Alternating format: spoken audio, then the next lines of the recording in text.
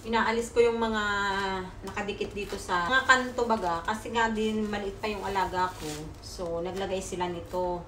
Eh dahil malaki naman na yung alaga ko, kailangan na siyang alisin. Eh medyo marami-rami to.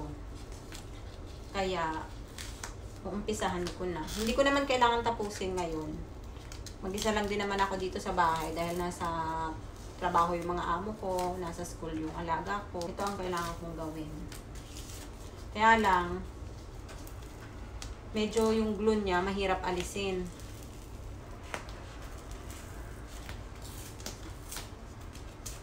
Yan. May mga ano naman na madali lang. Kada kanto meron. Kasi dati nga, nung maliit pa yung alaga ko. Yan, meron dyan. Doon. Meron din doon. Yan. Lahat ng nakadikit na yan. Lahat ng yon kailangan kong alisin. Tapos, linisin. At dahil nga, kung mapapansin ninyo, ay yung mga glue ay nandito pa. Mahirap kasi siyang alisin. May binili ang amo ko na pang-spray para mas madali siyang tuklapin. Yung mga glue. Kaya, i-sprayan ko muna siya. Tapos, hayaan ko lang siya ng mga ilang minutes. Ito. Bali, i-spray ko lang siya dito para madali siyang ano.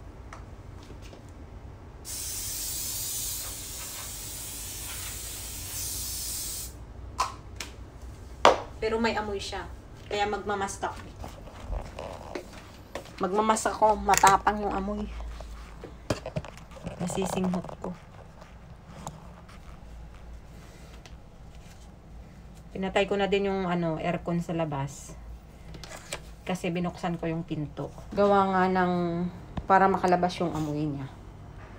Medyo madali-dali ngang tuklapin kapag na-sprayan na. So, meron na ako ditong na-sprayan. Na-sprayan ko na to.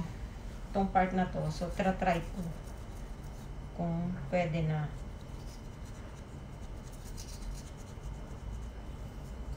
Pati yung simento na aalis. Bahala sila dyan.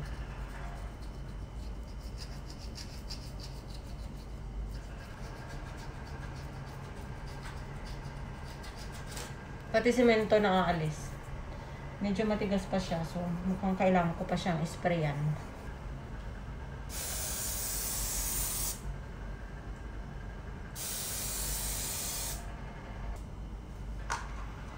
Balikan ko maya-maya.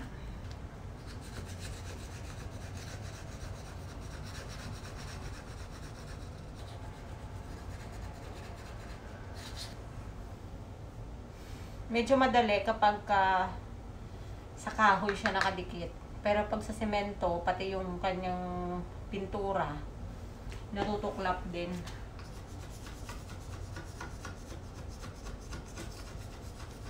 Ang sabi sa akin ng amo ko, wag ko daw, madaliin. Take my time daw. Nakakangalay. Nakakangalay siya, in fairness.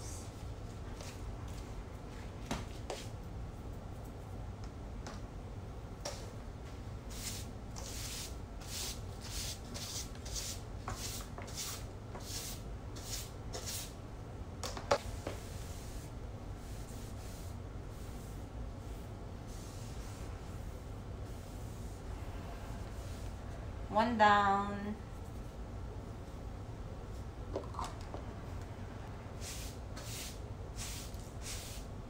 Ayan.